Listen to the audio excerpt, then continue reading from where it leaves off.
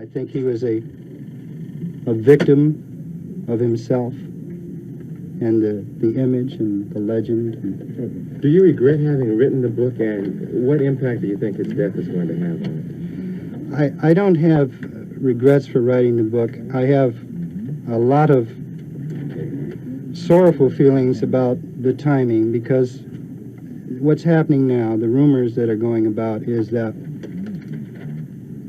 there are some rumors around trying to portray us as bloodsuckers who wrote this book to capitalize on the death of Elvis Presley. And they never seemed to realize that the book was written a year ago, when he was alive. Well, Dave and Sonny, at the spur of the moment, many times before, Elvis used to go up and just buy gifts for people, automobiles and everything else. Why did he do that? He loved to give. Did the drugs have anything to do with that? I don't think so. I think it was just the spirit. He wanted to see the person's face when he gave it to him. I mean, it was he was insistent upon that. He liked to see, and he would be with them and share it with them, boy, for that time. And then the next day, he didn't want you to mention it, that, you know, it was gone and past, and that moment was it, and he gave it to you, and he wanted you to just accept it in that sense, that he enjoyed giving it to you, and he didn't want you to carry on about it over a period of time. Excuse me. And he loved to give. We went with him one time to a black lady in Memphis that he had read about in the paper that was crippled. And he read about it, just an article in there, no special appeal thing. And he went and bought the most expensive wheelchair, electric wheelchair, and took it over to her and gave her some money and stuff. I mean, this is the way it was. What feedback had you ever gotten from Elvis on the book? Did you get any of that? No. No. He said he wasn't worried about it. What did he mean, do you think? He just meant that he wasn't. He knew, man, that we loved him. He knew that we weren't going to chop him up or try to axe him or anything. He knew. He knows now that. I'm telling you. What was the purpose of calling this press conference? I'd like you to spell it out.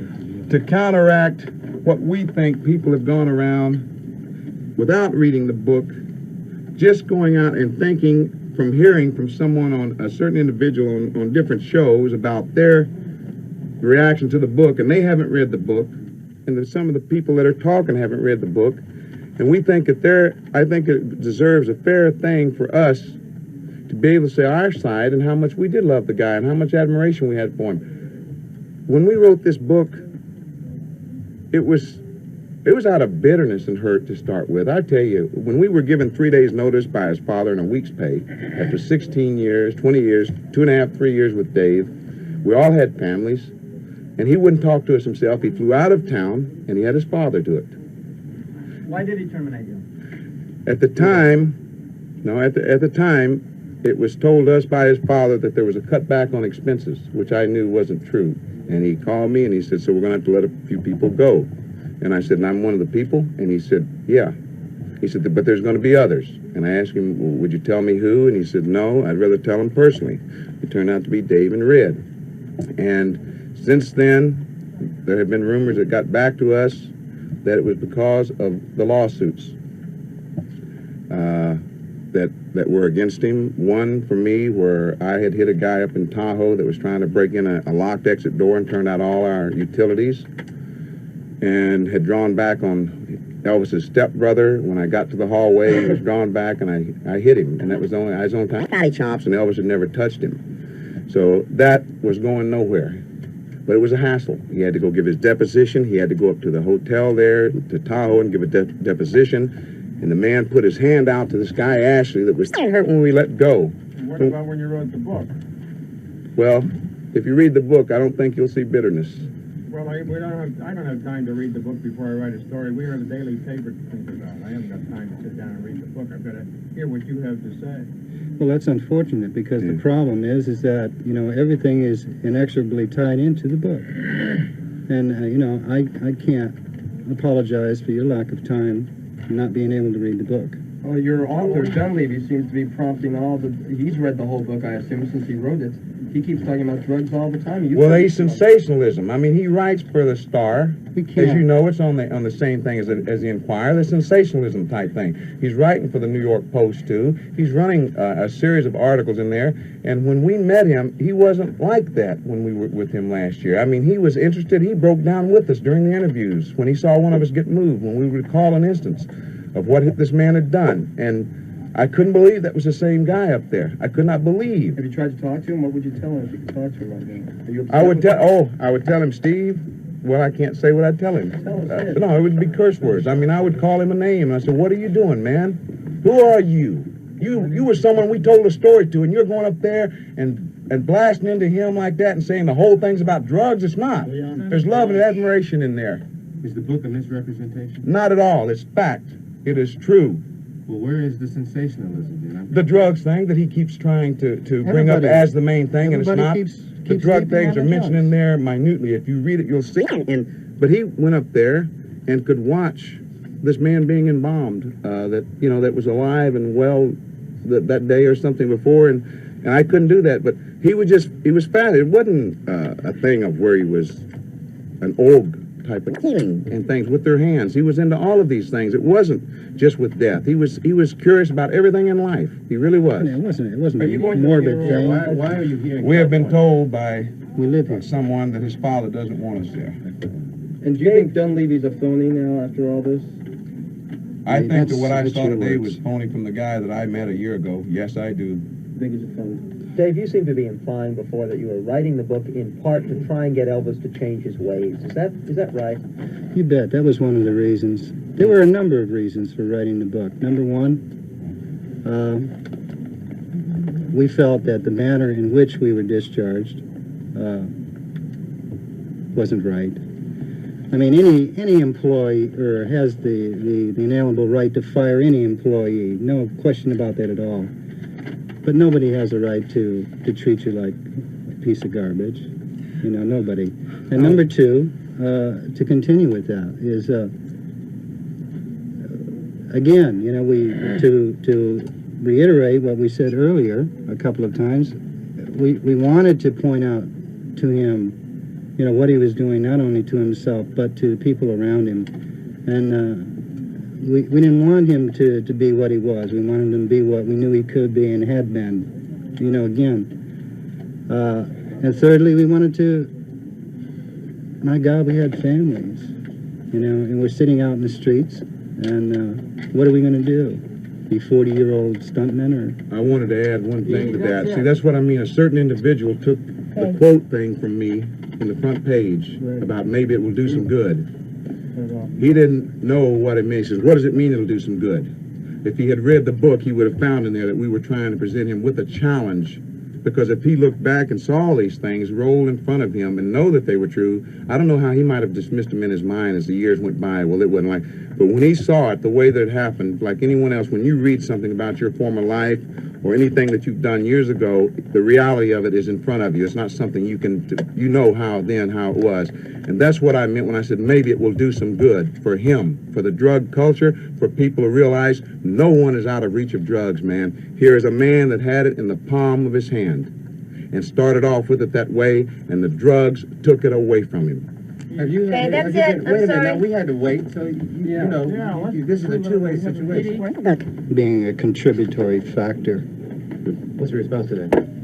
Absolute nonsense. You know, how could it possibly have, you know, as a matter of fact, he even stated himself that, you know, he wasn't concerned about the book. And according to people, and you've seen it on the newscast, he's been for the last week, been very happy and looking forward to this upcoming tour. Sonny, did his depression ever lead him to be suicidal at all? No, he No, that would too never- strong a person. no, never No, happen. never. How do you think that his death will affect? Thank you very much. Do you know how much the book is sold? How many copies it sold? We have no idea. It just was released. We have no idea, and we don't really care. Gentlemen, when you sit down, you can split the mics, please. Yeah. And kind of speak up. Thank you.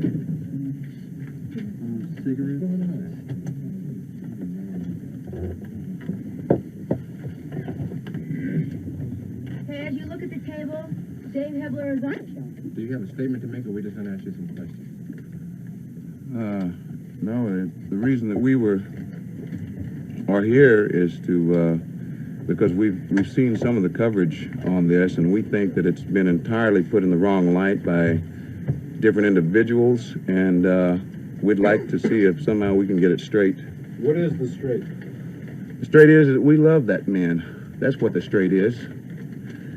And I'm telling you, no one could have been more shook up by that man dying than me. And I mean that from the bottom of my heart. And we wrote this, we started on this a year ago. Speak up, please. We started into this a year ago. And there's been nothing added, anything different than what it was already. The book was already completed, and we didn't expect anything like him to do this, because otherwise it would have gone on, and whether he put a lawsuit against us or whatever he would have done. But if you love the man, why do you drag all of this information out and make it public? Have you read the book? I have not. Okay. Wait till you read it. I'm reading the synopsis. Right. Well, read the book, please. I mean, you don't have to buy it. Just read it from someone, or hear someone that's read it, and find out that it's not the drug thing that's in there that so sticks out. It's the things that we did crazy, the good times, the things we had, and how we felt that the drug things changed him into the person that he became. That's all, his health and everything. But we did not specify that the drugs were the whole thing throughout. I understand that. But why do you want to tell that part, that side of Elvis? Well, ever since I've known Elvis, this man has needed a challenge, and he's met it. He did it in 1973 when he is overweight. He was going to do a satellite show going into 25 countries, 1 billion people. People had never seen him perform before, and he knew it, and he went on a diet. He got down to about 165 pounds, the best I had seen him look in several years, and he put on a dynamite show. And then he went right back to what he was doing before. He just didn't care. I don't know if he was getting bored. He loved performing, but the time in between, all the time that he wasn't on that stage for that hour, I guess the man was just bored, and he was trying to find different things to do. He would get toys or things, grown-up things like three-wheelers, and ride them around Memphis just for an hour or so, just to get out. I mean, the man was limited. He could be in the middle of the crowd, and he could be lonely. He was one of the loneliest men I've ever seen in my life. And we tried to be with him and protect him and keep him happy as the best we could. I swear to God we did, man. Sonny, you said you didn't understand why he did what he did. What do you mean by that? On what part? You were saying, I just don't understand why he did it. I don't know what you meant by that. Did what? Why he did the drugs? Yeah. Yeah. I guess because he was bored. He was bored, and unless he was on stage, the man didn't have anything to do. What drugs are we talking about? Was he hooked? We're talking about uppers and downers. We're talking about sleeping pills. We're talking about things like Demerol. We're talking, yes. You actually saw him take Yes. Yes. Was he a constant user of drugs? Is what you're talking about? He would get on and off of them. I mean, it was, he would get on them, I guess, like I said, out of the boredom, and then he would, when he knew he had something to do and he had to be straight, he would go ahead and clear himself out of them for a while and just take the sleeping pills to go to sleep and not get totally out of it. Like after an engagement in Vegas, the first couple of days he would stay there, boy. After not being able to do anything except take sleeping pills and his uppers and things, he would just, for the first 2 days, just get totally wiped out on Demerol and things and just sit there and not even be able to open his eyes. Just. Sonny, over a period of how many years was he involved in taking drugs? Well, he told us that a sergeant started him on benzodrine or dexedrine or something in the Army when he was on maneuvers out in the snow and everything. The sergeant said he didn't want the guys falling asleep, getting frostbite or frozen to death. He gave them, and this wasn't Army policy, it was just this sergeant had got them.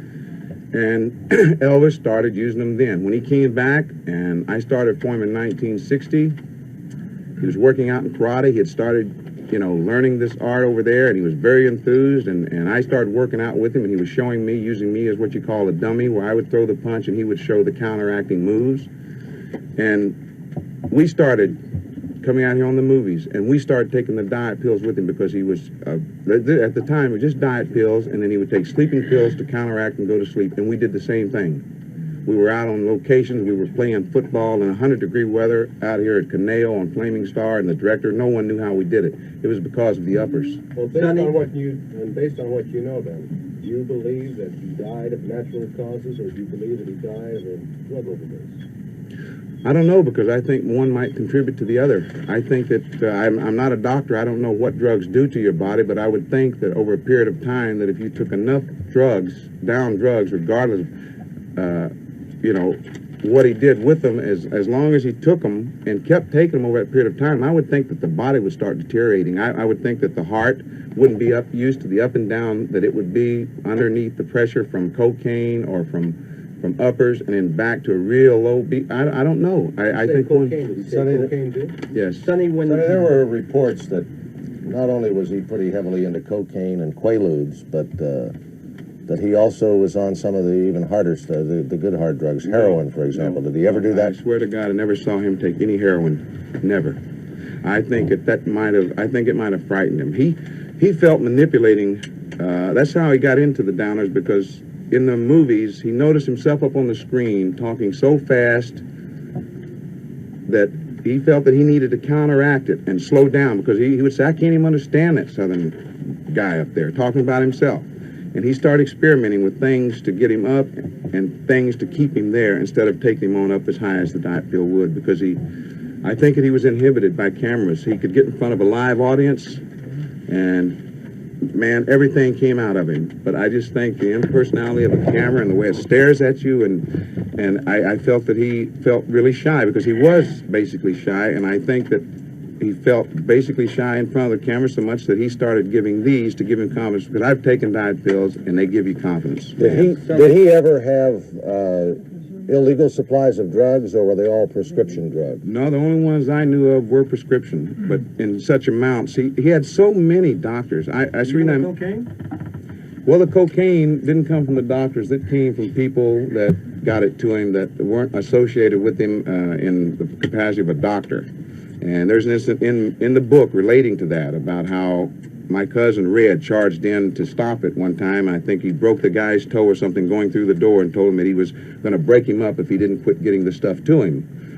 And Elvis heard about it, and meantime they had been mixing BX powder, or whatever you'd call it, with the stuff and grading it down. And it wasn't doing anything for him. And then he asked the guys about the stuff, and they finally admitted that they were scared and had been frightened by Red. And he called Red and Joe into a bedroom at a hotel on tour, and he told them that there would be no more bullying tactics, no scaring tactics, because these guys were scared of him, and that they discussed it for a while. And then finally he looked at Red and said, I'll never forget it, he said, I need him, man, I need it. And Red said, if you need it, then I won't ever do anything else about it. And that was the last attempt that Red had made from then on to stop things getting to him. We used to take things that came to him and break them down and change them. Change what was in the pain pills and things that he took. See, this is why I say it was all prescription stuff that he would get, that I saw it, except for the cocaine. Did the other doctors know? In other words, he had 3 or 4 doctors who would be maybe giving him the same prescription. One doctor wouldn't know. Different cities and not knowing it. Yes, sir, that is very possible. The person who put the book together, Dunleavy, he said, I don't know if you've been pleased with the... Only being out when he was a week and a half, 2 weeks at a time, just from the plane to the hotel, from the hotel to the building to do the show, and back to his hotel room, and locked in there till he left the next day. And when he couldn't stay up high, and he was just bored, and he would take these things to get him on stage and do it. And then he would take something to put him out so he could go to sleep, because he had to get up the next day and go to another city. But once he's on the stage, he's performing with everything he's got. He loved it. Dave, how do you feel about all this? Dave, are you in agreement? Yeah. Yeah. Did you see all this yourself?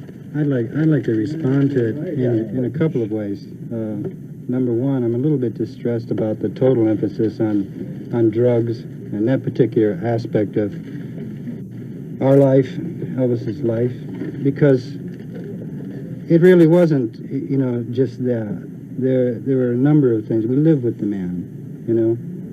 We loved him, we cared for him, and I think it was reciprocal.